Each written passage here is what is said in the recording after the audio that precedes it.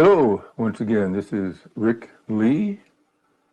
I'm the director of Original Healing Ministry, and we're going to share some, I feel, very interesting information. Today's topic is entitled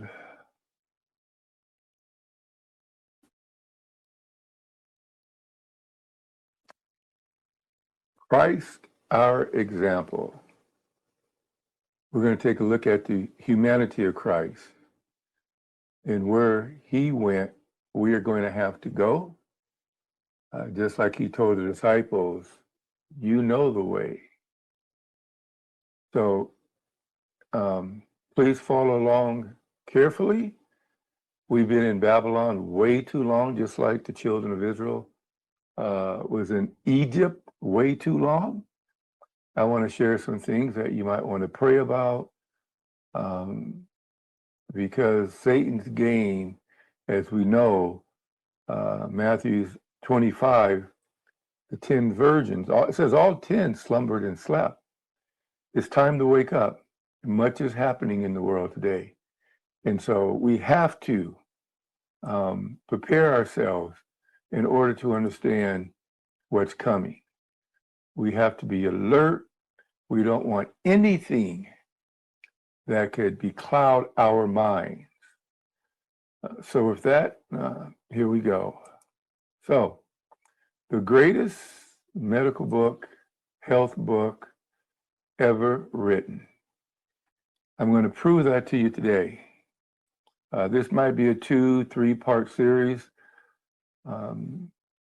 It could be a 20-part series if I shared all the information with you. But I'm going to give you enough information that you are going to be able to understand and research this information for yourself. So, starting with medicine. We're in Babylon, folks. Please stay with me. There was a famous medical book called the Papyrus Ebers. It was in Egypt, and this book lists some of the remedies or cures for a host of diseases, infections, and accidents all through Egypt. Although Egypt was the educational and cultural center of the world during Moses' lifetime, its medical knowledge and remedies were extremely primitive and dangerous. Please understand, God instructed Moses to put none of the medical remedies from the Papyrus Ebers into his health laws. So, Moses did not receive his accurate medical knowledge from the Egyptians or any other pagan of that time. This advanced and accurate knowledge reveals a profound understanding of germs, infections, transmission routes, human sanitation needs, dietary principles, and many other medical advances unknown outside the Bible during the last 35 centuries. Moses abandoned the medical ignorance of the Egyptians when he left the palace of Egypt and spent the next 80 years of his life in the wilderness serving God. Now, if you look up Acts 7:22, it will tell you that Moses was learned in all the wisdom of the Egyptians and was mighty in words and in deeds. However, God, when he took Moses out of Egypt and had him write the first 5 books of the Bible, the Torah, it's interesting to note, in the first 5 books of the Bible, 623 health laws or commands. Half of those were health laws, and not a single one of them included any pagan medical practices. So, God also communicated with Moses concerning infectious diseases. Leviticus 6:28 was written over 3,500 years ago, reveals clear commands to disregard broken pottery because the cracks could contain harmful germs. But the earthen vessel wherein it is sodden shall be broken, And if they're sodden in a brazen pot, it shall be both scoured and rinsed in water, indicating that a metal pot should be disinfected by scouring and rinsing in water. How could Moses or Mrs. White have known unless God had inspired them to write these words? Later in the presentation, we're going to prove that Mrs. White knew about infectious diseases way before modern science did. So stay with me, folks. You know why this is so very important. Let me share this with you. The health message is designed to serve and to protect the body. It's health assurance. Now everybody's interested in health insurance, car insurance, life insurance, but God has promised health assurance. And there's going to be a very good reason why. And we're going to look at Jesus Christ as our example as to why we should follow in his footsteps. So, concerning infection diseases, God's health message concerning cancer back in 1875, the messenger and the Lord, including the use of flesh meat. Flesh meats contribute the principal article of food upon the tables of some families, until their blood is filled with cancerous and scarifolous humors. That's 3T, page 563. In 1905, people are continually eating flesh that is filled with tuberculosis and cancer germs. Tuberculosis, cancer, and other fatal diseases are thus communicated in meat. All right. Notice those dates as early as 1875. Now let's take a look at modern science. In 1961, 1875 to 1961, cancer is simply infectious diseases. There's not the slightest doubt in our minds that human cancers are caused by viruses. To this extent, they are simply infectious disease, says Dr. Robert J. Hubner, chief of the Laboratory of Infection Diseases at the National Institute of Health at Bethesda, Maryland. Printed in Newsweek magazine, March 27, 1961.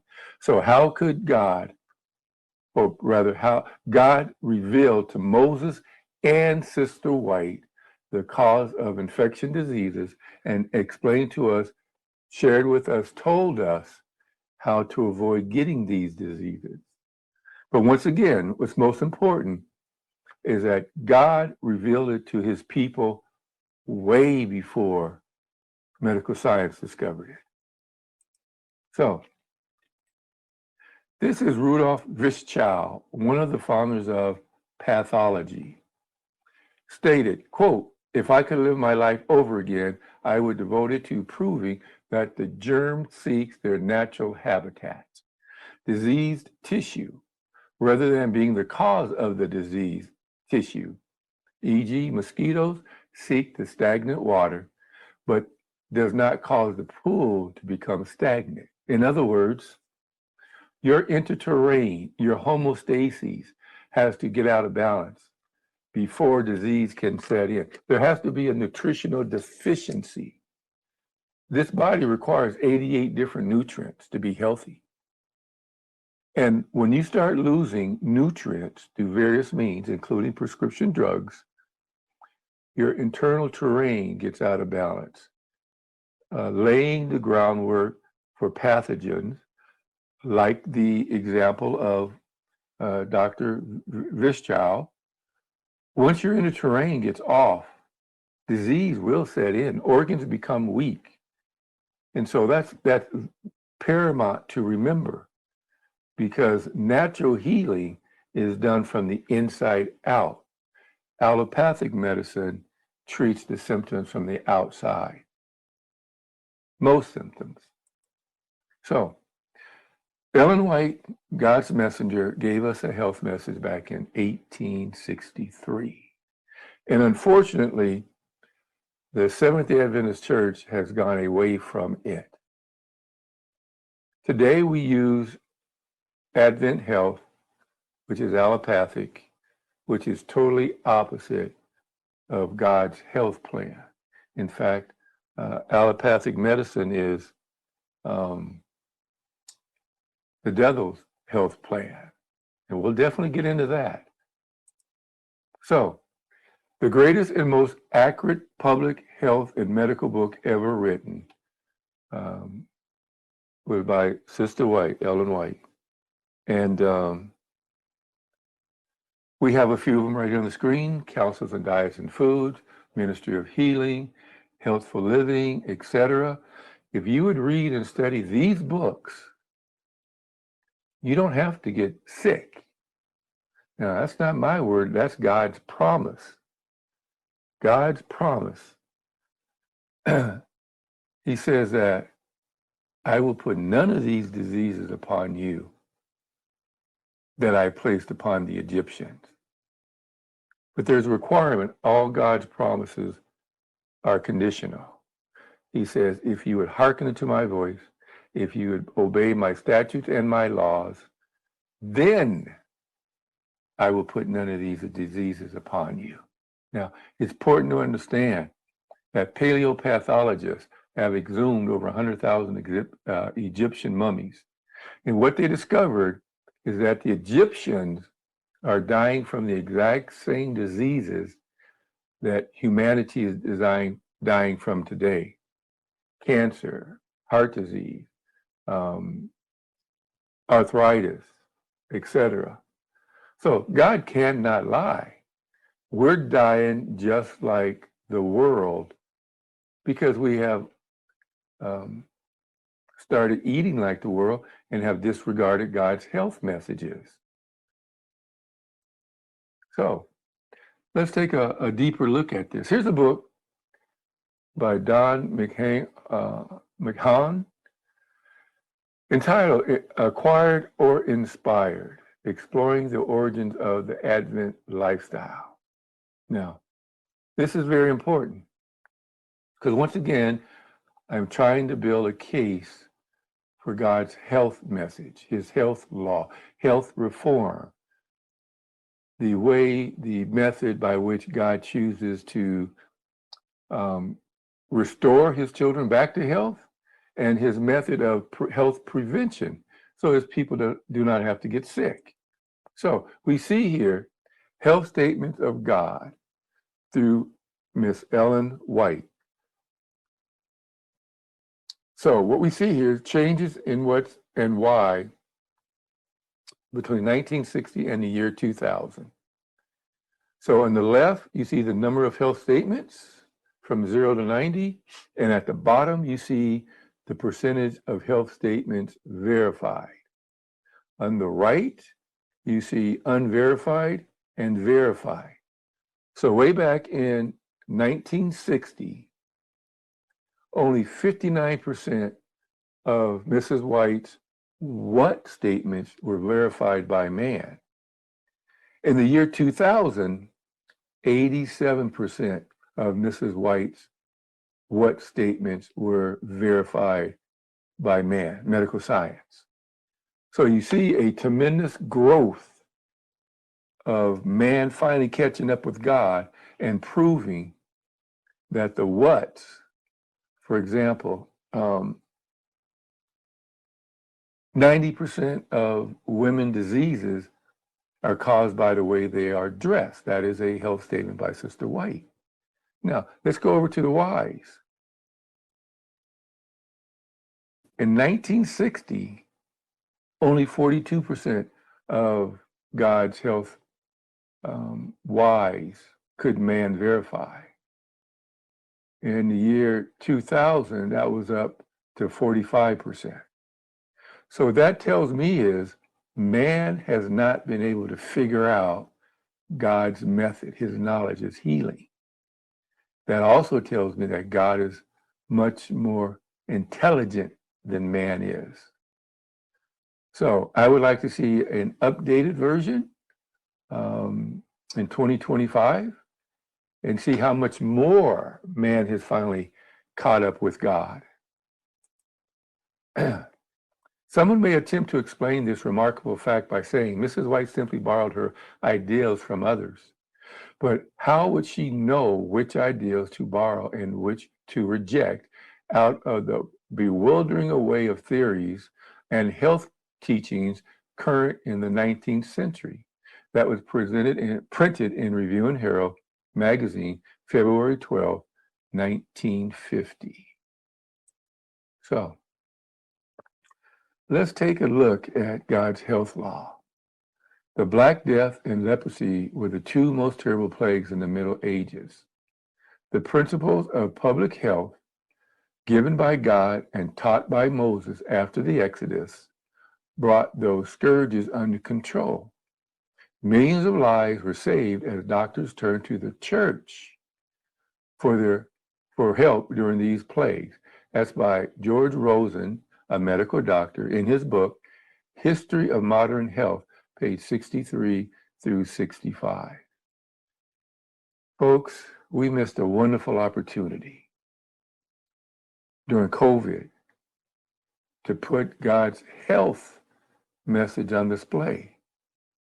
Instead, well, most of us know the story now. The General Conference pushed the COVID-19 agenda, the vaccines, the masks, when if we would have followed God's health message, and Adventists would not have been sick with COVID-19 or any other disease, the world would have been looking to us by now.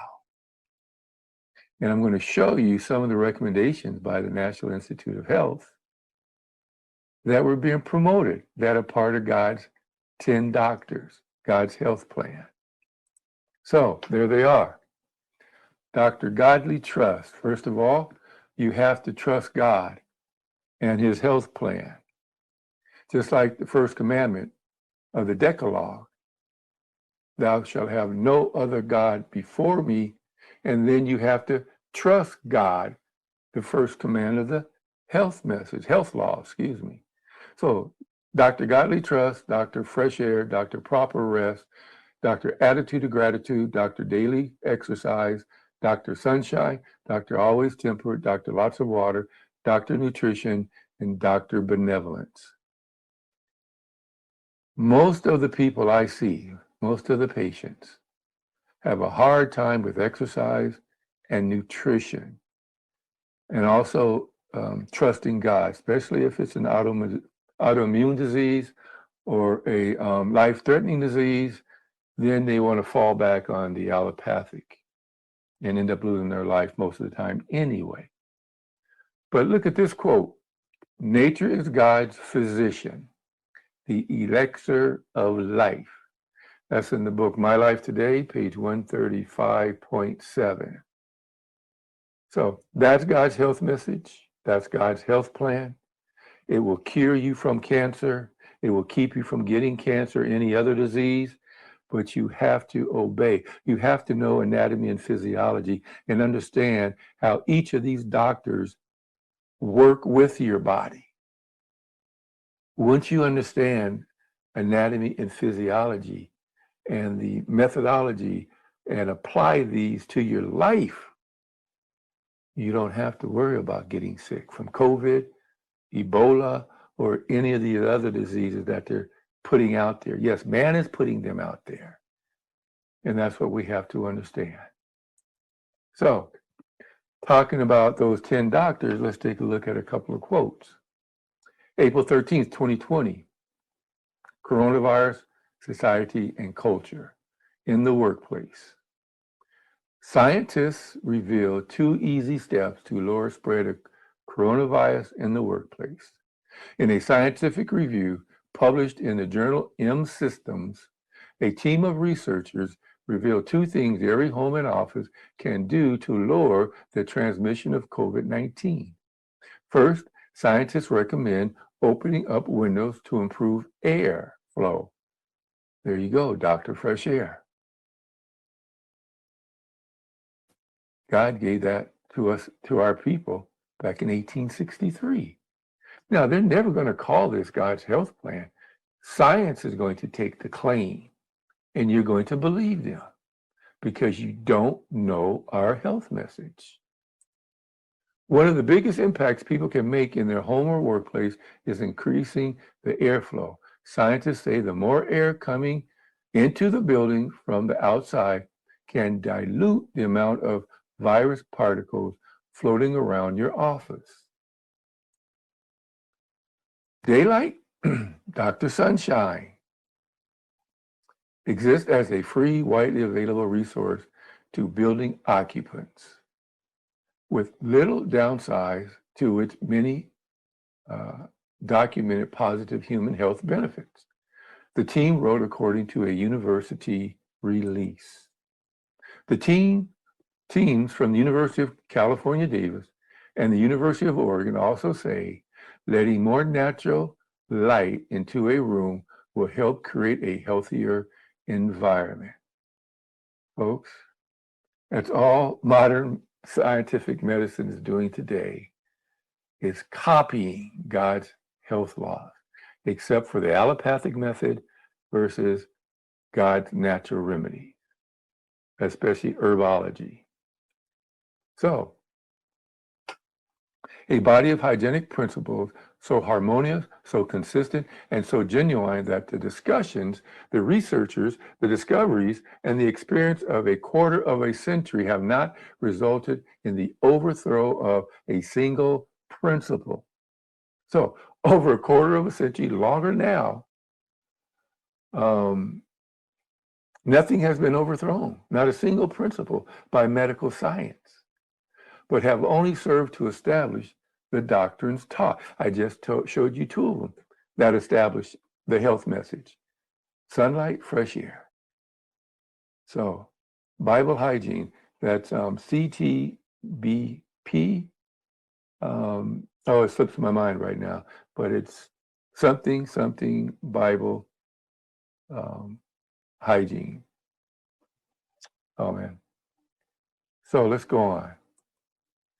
Now, God gave this health message way back in 1863.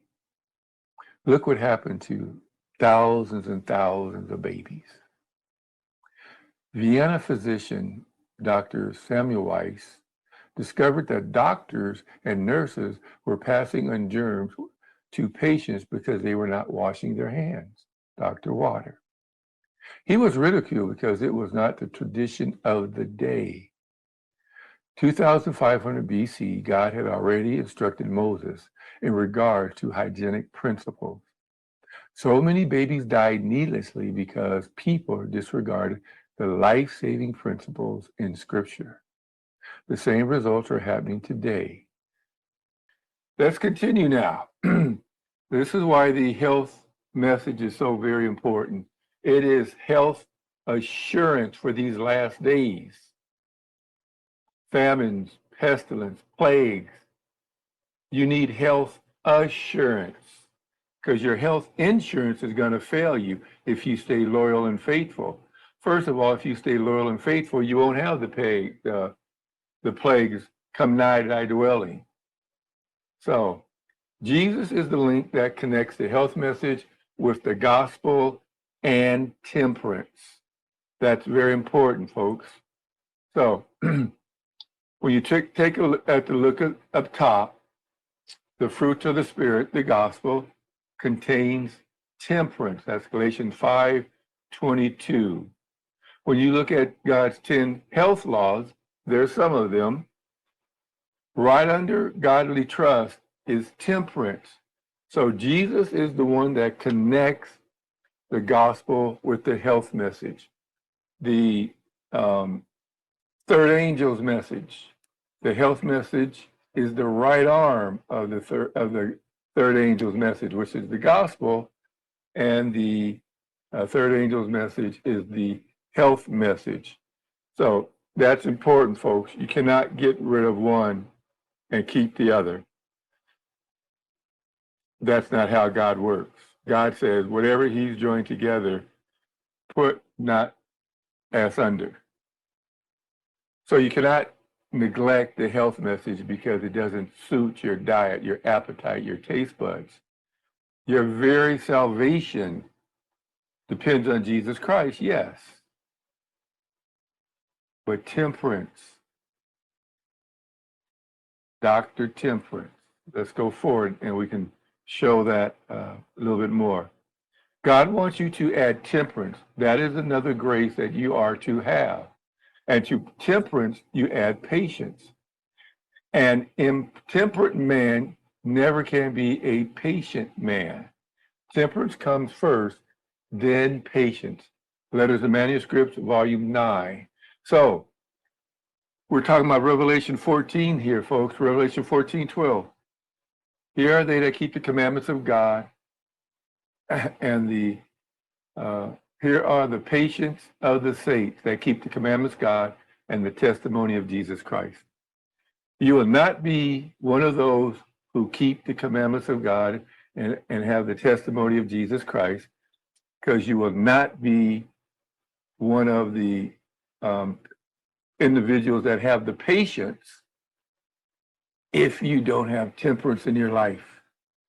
The patience to go through the time of trouble, the patience to he who endures to the end. You have to have patience to endure. Folks, please get this. Please connect the health message with the gospel. Your very salvation is at stake. So, to every man that striveth for the mastery is temperate in all things, folks. Temperance. Temperance alone is the foundation of all the graces that come from God, the foundation of all victories to be obtained. Temperance, page 210, manuscript 7, 1894. You want victory over your appetite?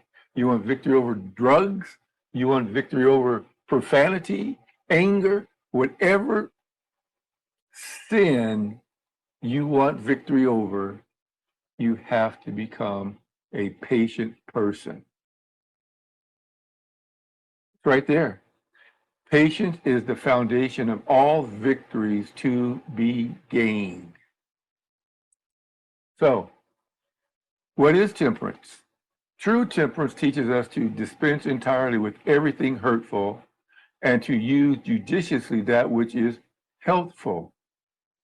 So even if it's good, you still have to consume, enjoy, do, don't do healthfully. There are few who realize that they should, excuse me, there are few who realize as they should how much their habits of diet have to do with their health, their character, their usefulness in this world, and their eternal destiny. Appetite should ever be under the control of reasoning. So there you have it, folks. Temperance, character develops. We are trying to develop character, and we have to understand the importance of temperance. So let me read that full quote to you. Useful in this world and in their destiny. The appetite should be in subjection to the moral and intellectual powers. The body should be servant to the mind and not the mind to the body. That is Patriarchs and Prophets, page 562. There's the full quote, folks. Temperance, salvation, character, love it. Now, don't get me wrong now. The health message is only part of the gospel. You have to have the gospel of Jesus Christ. You have to have the good news. But I'm going to show you here the importance of the health message as it is designed to protect the body. We have a recommendation by Sister White. It's a book, or in my case here, a video of John Bunyan called Pilgrim's Progress. The Pilgrim's Progress, written under these trying circumstances, portrays the Christian life so accurately, and it represents the love of Christ in such an attractive light that hundreds and thousands have been converted through its instrumentality. That's from HS page 151.2. So Sister White is recommending Pilgrim Progress in book form or in movie form. I'm going to show it in a movie form, but animated. There is a non-animated version, but for the youth, the children, the animated version will keep their attention. But the main point is that Sister White recommends this material. John Bunyan was a preacher who was thrown in jail back in the 1500s for his beliefs. And while in prison, God gave him this dream, this vision called Pilgrim's Progress, and he wrote it out. And it is a very popular, if not the #1 best-selling religious book. It's very close to it.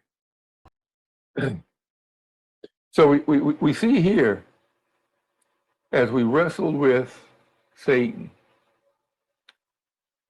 the book Desire of Ages tells us that Jesus was depressed. While in the Garden of Gethsemane, he was stressed, he was depressed, he was anxious. Christ's agony did not cease, but his depression and discouragement left him. So if you read Desire of Ages, page 649, paragraph 1, this is after Christ submitted to his Father's will, after petitioning his Father 3 times to take the cup from him. The whole heavenly host watched to see what answer would come. Christ submitted. His depression and discouragement left him. See, even Christ got discouraged in his human form. The storm had in no wise abated, but he who was its object was strengthened to meet its fury. He came forth calm and serene. A heavenly peace rested upon his blood-stained face. And there's the key, folks. Whatever turmoil you're going through, whatever difficulty, whatever hardship, when you surrender to God's will, then he will flood you with the peace and the understanding that you know it's genuine, you know it's him. So the heavenly peace rested upon his bloodstained face. He had borne that which no human being could ever bear, for he had tasted the suffering of death for every man. Desire of Ages, page 694, paragraph 1. All right. So when you do battle with Satan, as Christian did in the Pilgrim's Progress, when you submit to God, you get the victory, then you receive the peace. So the health message is a salvation issue. And here's why. Let's get into the crux of the matter here. The body is the only medium through which the mind and the soul are developed. So this body, understand where we're going here. This body is the only medium through which your mind and your soul, the soul is God forming man from the dust of the ground and breathing in his nostrils the breath of life, or God's spirit, and man became a living soul.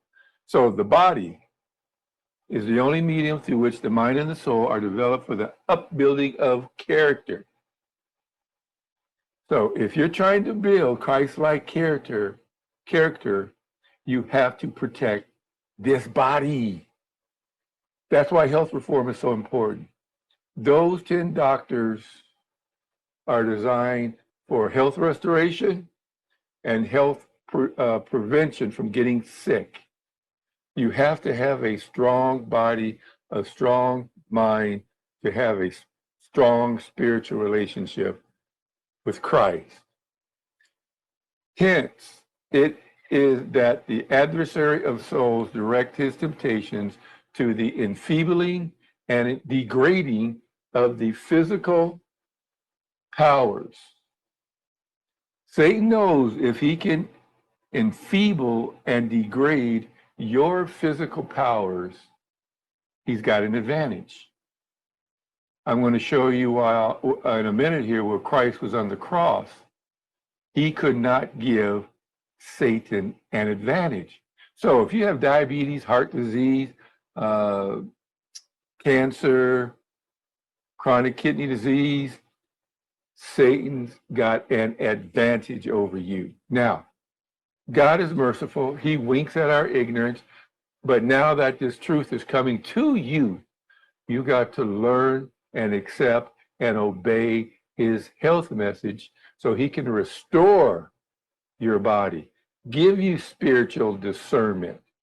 You're going to church week in and week out, and unfortunately, you may not be understanding scripture correctly, all because of your frontal lobe. So, health is important. That's why the health message is designed to protect the body. Satan's success here means the surrender to evil of the whole being. If Satan can weaken your body, it means the success to Satan for you to surrender to evil of your whole being, mind, body, soul, spirit. The tendencies of our physical nature, unless under the dominion of a higher power, will surely work ruin and death. Counsels and Diets and Foods, page 73, Ministry of Healing, page 130, paragraph 1. This is why the health message is health insurance, folks.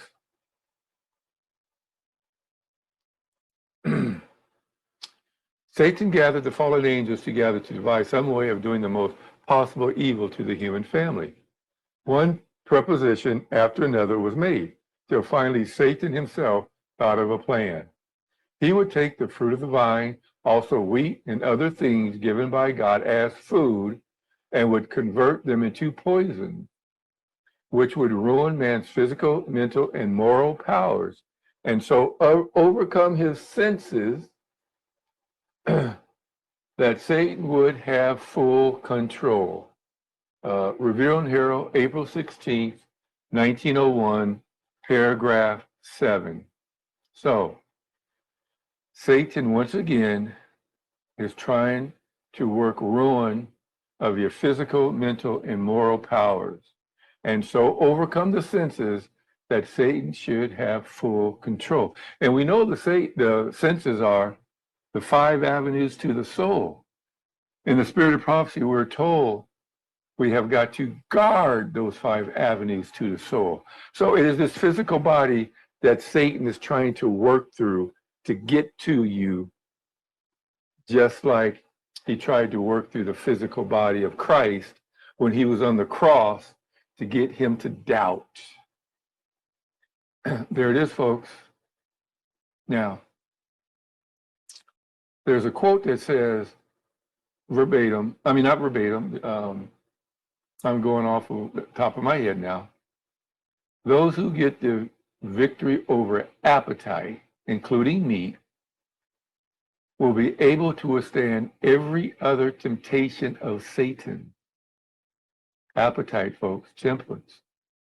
But those who continue to eat meat, the flesh of dead animals, will go out from among us and walk no more with us.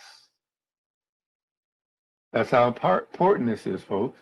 I had a brother told me, Sister White didn't really mean that they would go out from among us and walk no more with us just because I eat meat.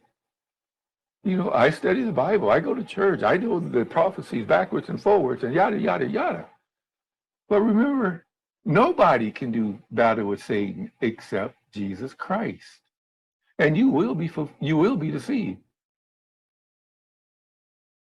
Yes, you will be deceived if you don't live by every word that proceeds out of the mouth of God. So, ye offer polluted bread upon my altar, and ye say, wherein have we polluted thee? And that ye say, the table of the Lord is contemptible. Malachi chapter 1, verse 7. Is these products on your table? white bread, enriched foods, processed food, refined foods, sourdough, not as they made it back in the biblical times, but how they make it today, white sugar, white rice, MSG, and others. These foods, MSG is a neurotransmitter, yes, destroys your neurotransmitters. These foods are designed to weaken your body. These foods are designed to give Satan the advantage.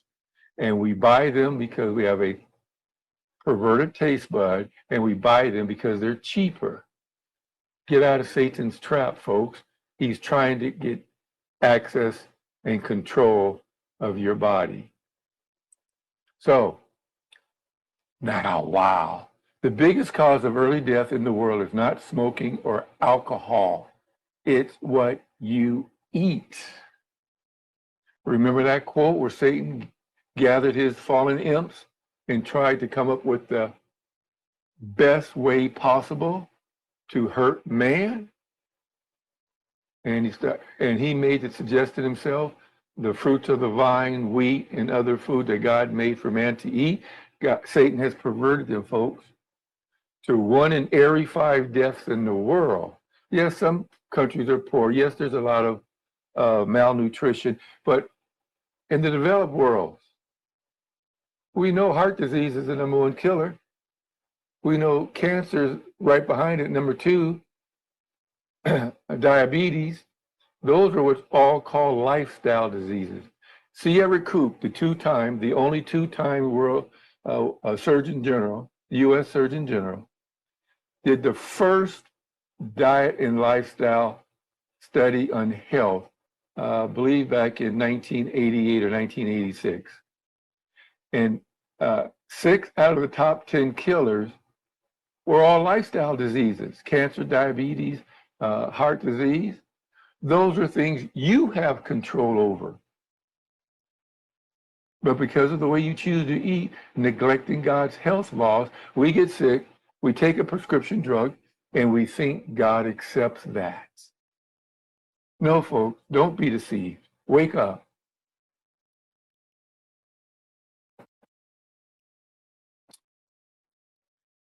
Let's take a look here.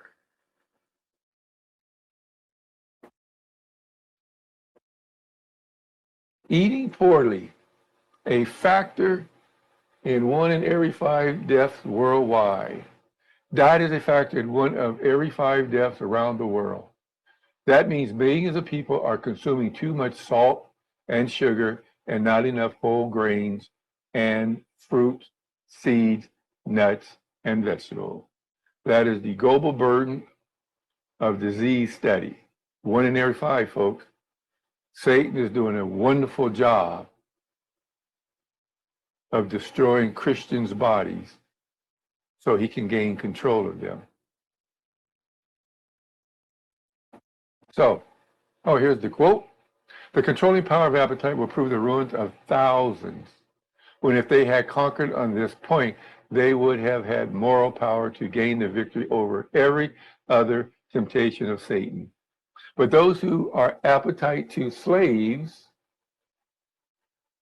will fall in perfecting Christian perfection. You will not complete Christian Christ-like perfection if you are a slave to your appetites. Temperance, page 16, and 3T, page 491. Dr. Temperance is very important, folks. Right after, Dr. Nutrition, right after Trust in God, and right after Temperance, Dr. Nutrition. But I like to say to my patients, Dr. Exercise will cover a multitude of health sins. But we need to do all 10 of them, folks. So, we're talking about the gospel and the health message. Once again, God is showing us that you cannot separate them. Salvation and healing are the same. The Greek word used for both salvation and healing is zodizo. Zodiso. That's 4982 in the Greek and Hebrew dictionary. From the primary word, it means contraction of the obsolete or safe, to save, that is, deliver or protect, literally or figuratively, heal, preserve, save, to be made whole. Now, you can find that word in Acts 4:9, the word whole equals health message, and Acts 4:12, saved, which equals the gospel. But look up that word, zodizo, in the Greek lexicon or Greek dictionary, and you will find that that same word used in Acts chapter 4, verse 9, and Acts chapter 12, Acts chapter 4, verse 12, is the exact same word. Folks, health and the gospel are one and the same. Health is part of the gospel.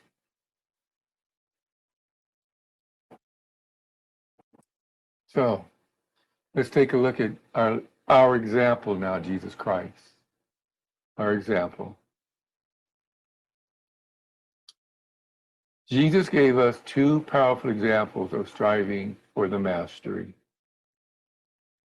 Number one, the 40-day fast in the wilderness, appetite, and also the cup he refused to drink out while hanging on the cross, temperance.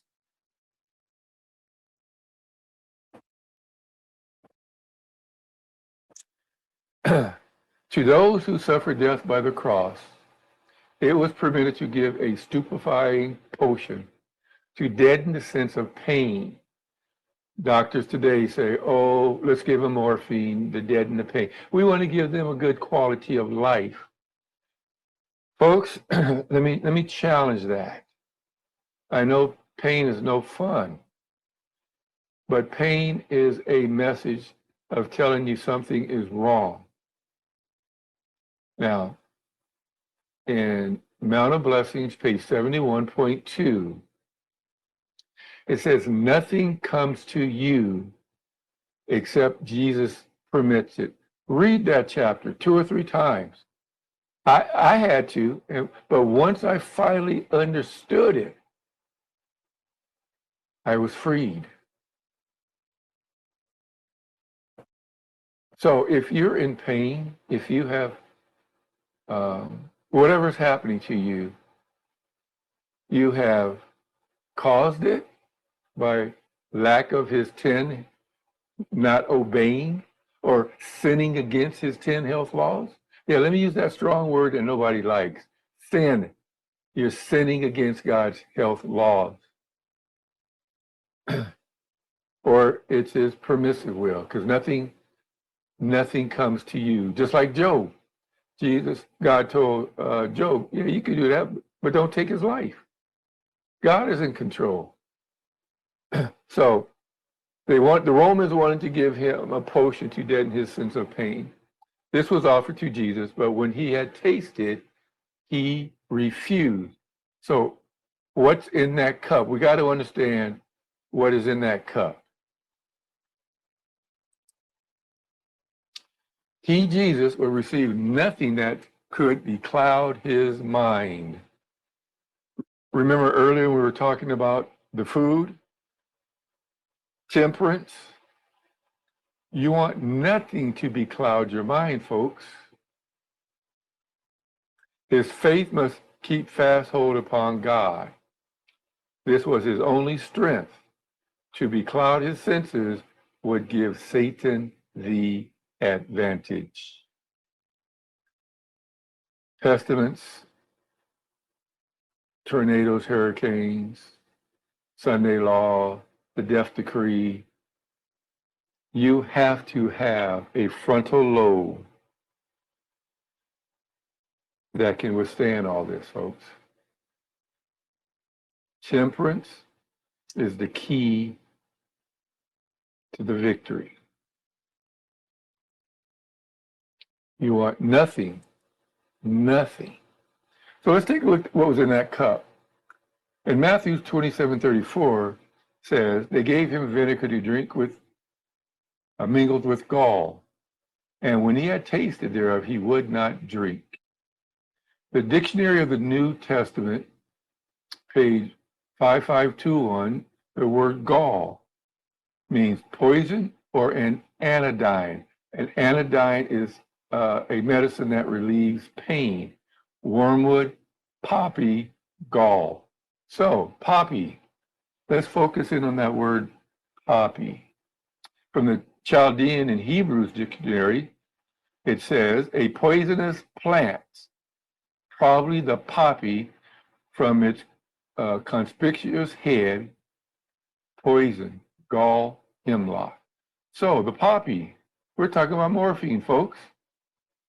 They gave Jesus Christ a narcotic. Desire of Ages says a potion. It was a narcotic.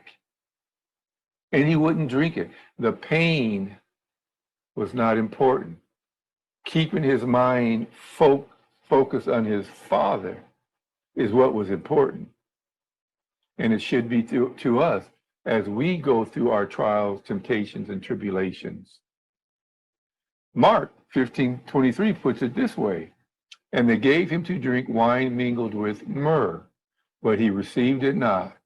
Myrrh, to tincture with myrrh, i.e. embitter, as a narcotic, mingle with myrrh. That's from the Greek Dictionary of the New Testament, page 66, number 4669. So when you put the poppy and a narcotic, what do you come up with, folks?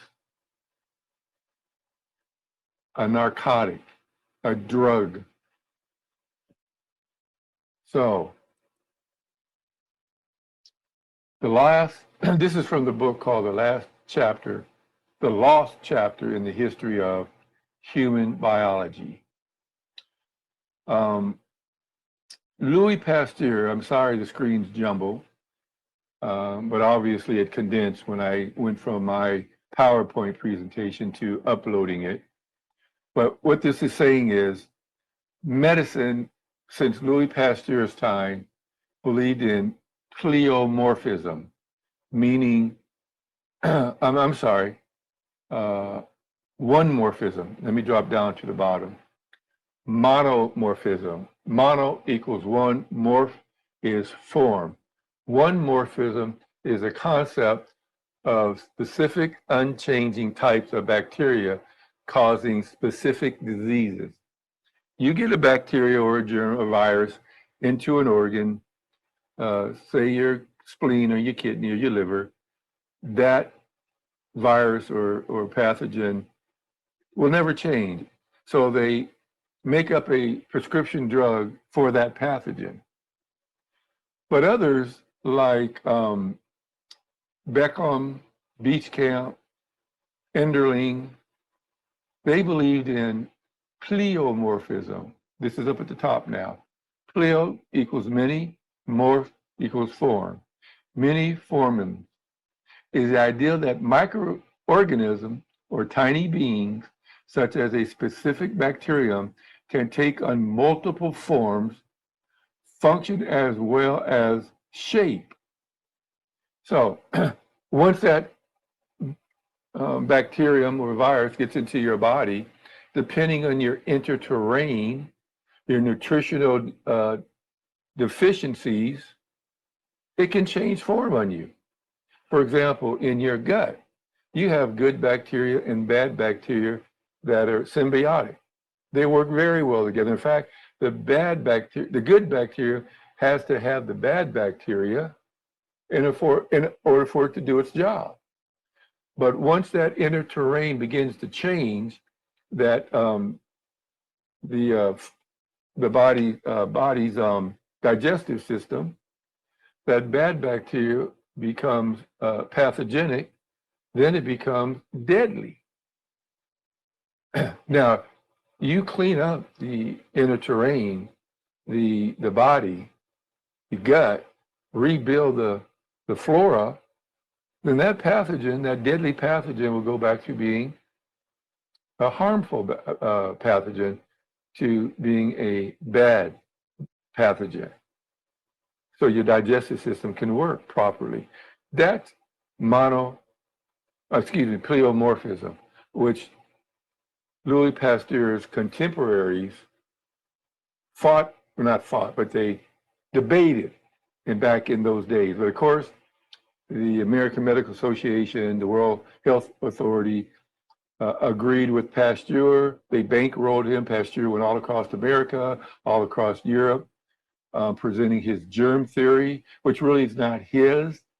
Way back in the 5th century, I believe it is, a scholar by the name of Tertullian first came up with the germ theory.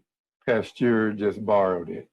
Anyway, the pharmaceutical industry on the monomorphism can now produce prescription drugs for that one bacterium or virus or pathogen because it supposedly won't change.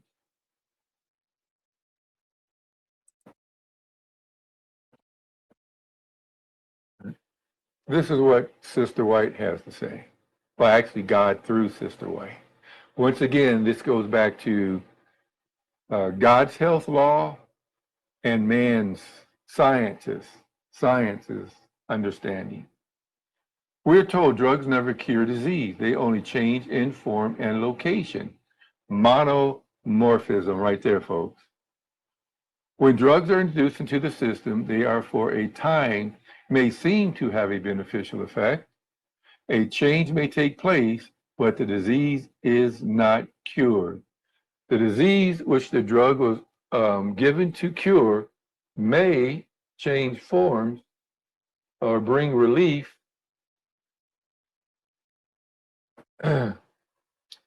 may be seem beneficial effects, but the disease is not cured. The disease which the drug was given to cure may disappear. That quote is continued, but only to reappear in a new form, monomorphism, such as skin disease, ulcer, painful disease, joints, and sometimes in a more dangerous and deadly form. That's from the book, Healthful Living. It was written in 1897, page 243.3, and Two Selected Messages, page 451.3. Okay, so once again, God's correct. Folks, you got to love this. You have a battle to do with a lack of self-control. But God has already proven himself. He doesn't have to prove himself. This merciful God. Now, here's a secular doctor. Vaccines, he's referring to vaccines now. These slow poisons, and that's what they are, they're slow poisons. Back in Sister White's day, they used to give arsenic.